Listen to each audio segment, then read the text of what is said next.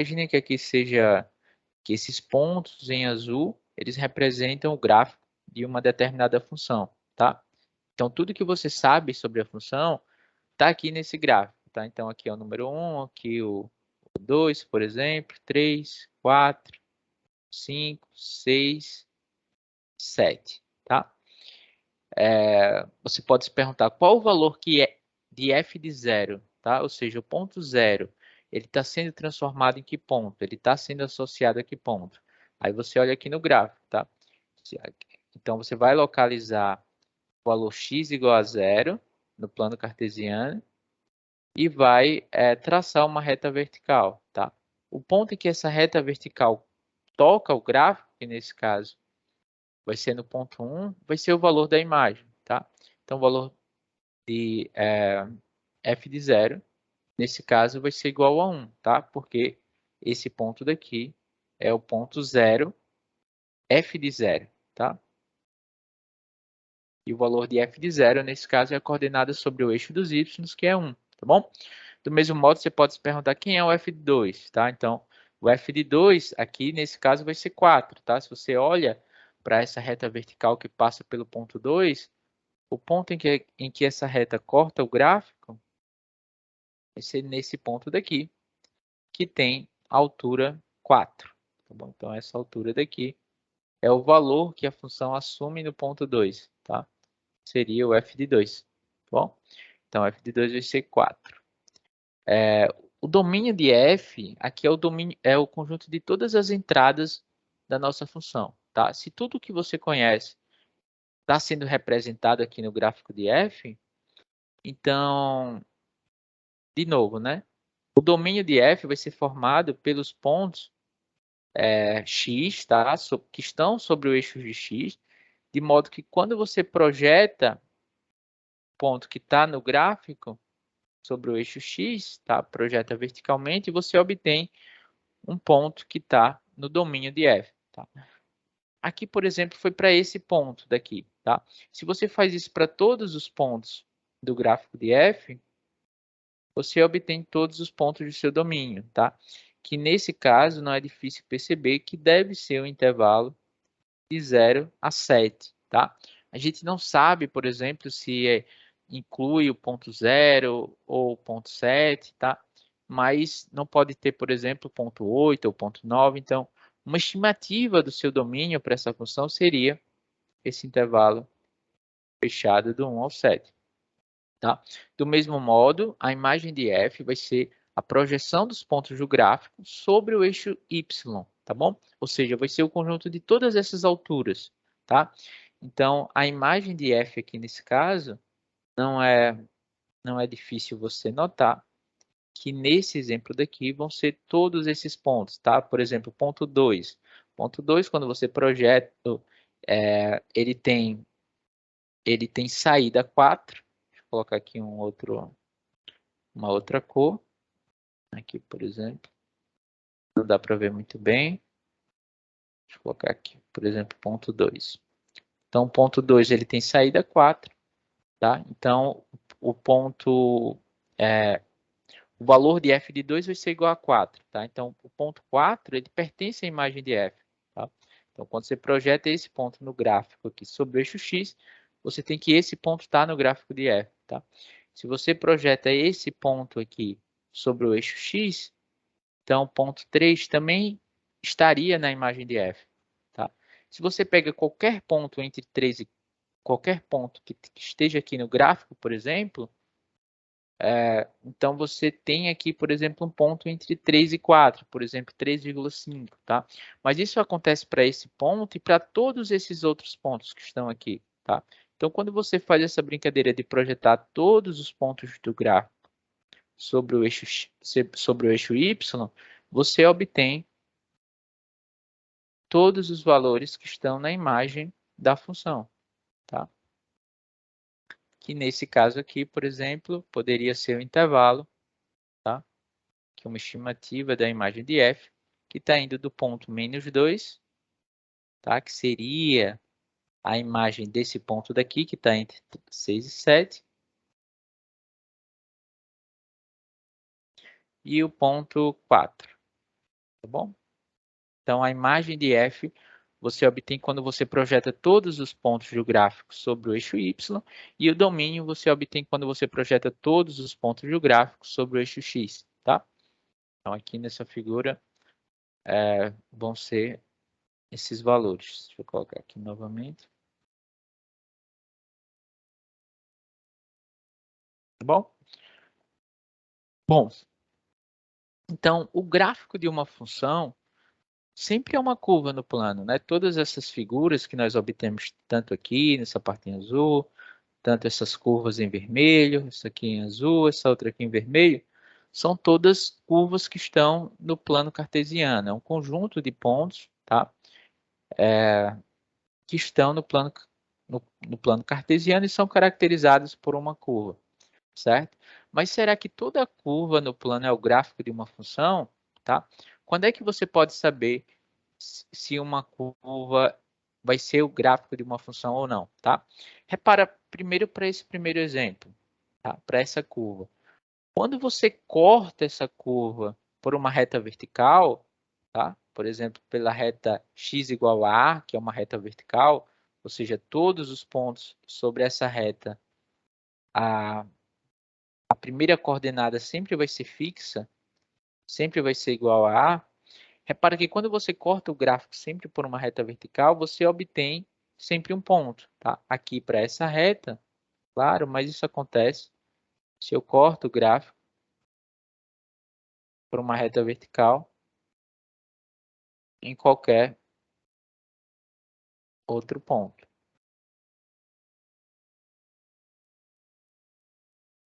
tá? Então aqui cortaria aqui, tá? Então, esse gráfico daqui, ele representa para a gente uma função, o gráfico de uma função, tá? Por quê? Porque para cada valor de A, você tem associado sobre essa curva um único valor de B, tá? Então, esse B aqui, você poderia ser associado como f de A, tá bom? Então, todos os pontos sobre essa curva em azul, eles têm essa característica, tá? Que para cada valor de A, tá? Para cada valor sobre o eixo do x, de pontos que pertencem sobre essa curva, você tem um único valor y de ponto que pertence a essa curva, tá bom? Então, nesse primeiro exemplo, você tem o gráfico de uma função, tá? Repara que isso não ocorre, por exemplo, se por acaso você cortar uma curva por uma reta vertical que corta essa curva em mais de um ponto, por exemplo, aqui e aqui, então essa curva obrigatoriamente não é um gráfico de uma função, tá? Porque se você for me perguntar, suponha, por exemplo, que essa curva seja o gráfico de uma função. Se você for me perguntar quem é o f de a nesse caso, eu fico na dúvida, será que o f de a nesse caso ele vai ser igual a c? Será que o f de a aqui nesse caso é igual a C, ou f de A seria igual a B, né? Lembrando que o valor de f de A tem que ser obrigatoriamente apenas um ponto, tá? Então, como para uma função, para cada valor que tem que estar no seu domínio, você tem que associar um único valor no contradomínio, isso daqui não pode ser uma função, tá? Então, resumindo, a gente cria um teste, tá? Baseado nessa explicação que a gente deu, que é chamada de teste da reta vertical, que ele diz o seguinte, ele vai dizer para você que se uma curva no plano é o gráfico de uma função, se somente se nenhuma reta vertical intersecta a curva mais de uma vez, tá? Então, por exemplo, essa curva daqui é o gráfico de uma função, porque toda reta vertical que você corta o gráfico, ela vai cortar o gráfico da função em apenas um ponto. Essa curva daqui não é o gráfico de uma função, porque, por exemplo, quando a gente escolhe a reta vertical x igual a A, então ela cortou o gráfico de f nesses dois pontos, tá bom? Então, isso aqui não pode ser o gráfico de uma função, tá? A título de exemplo, aqui eu pergunto qual dessas curvas aqui Tá errado, tá? A minha anotação. O mais preciso seria dizer quais dessas curvas são gráficos de funções.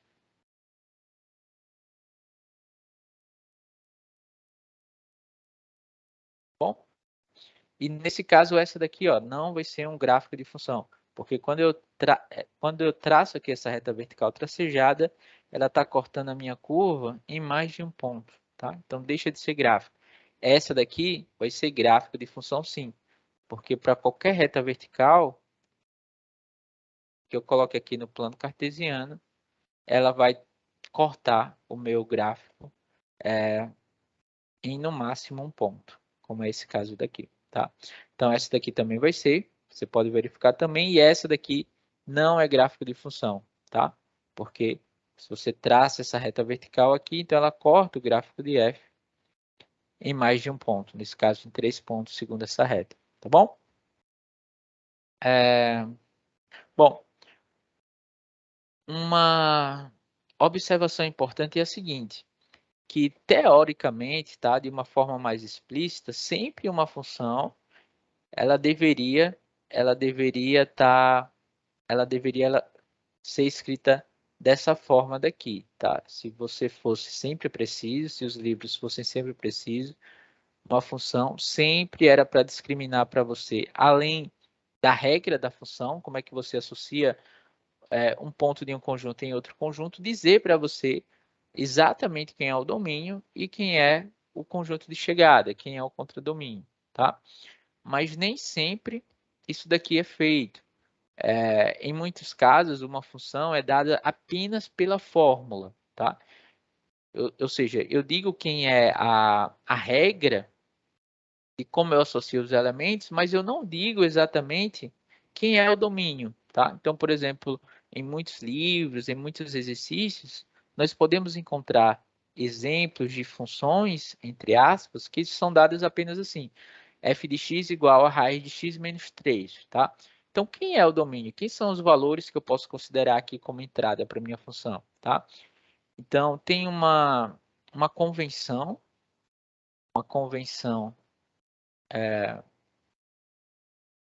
que é adotada, que é a seguinte, que se o domínio não é dado explicitamente, se o domínio não é dado explicitamente,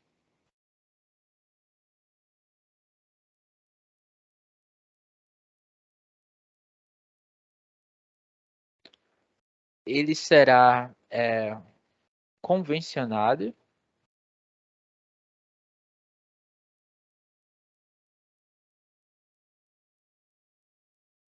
tá?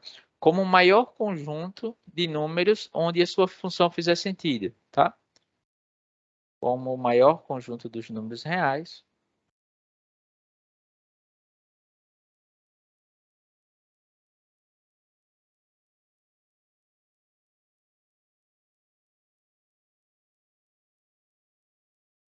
é, onde sua função fizer sentido.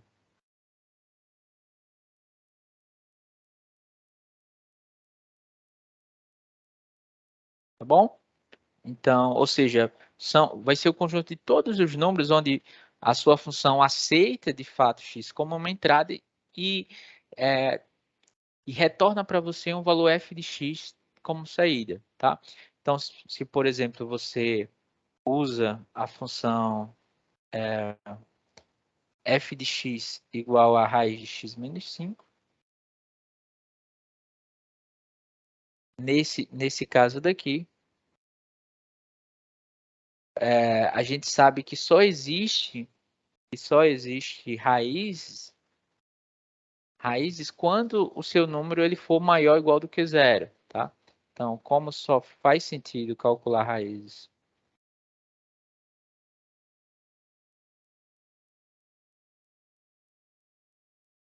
tá bom? Você nunca, por exemplo, vai calcular a raiz de menos 4, porque não existe nenhum número ao quadrado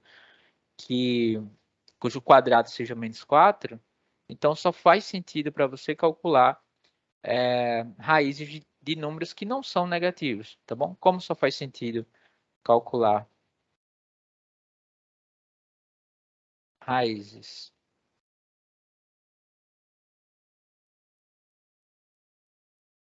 de números que não são negativos,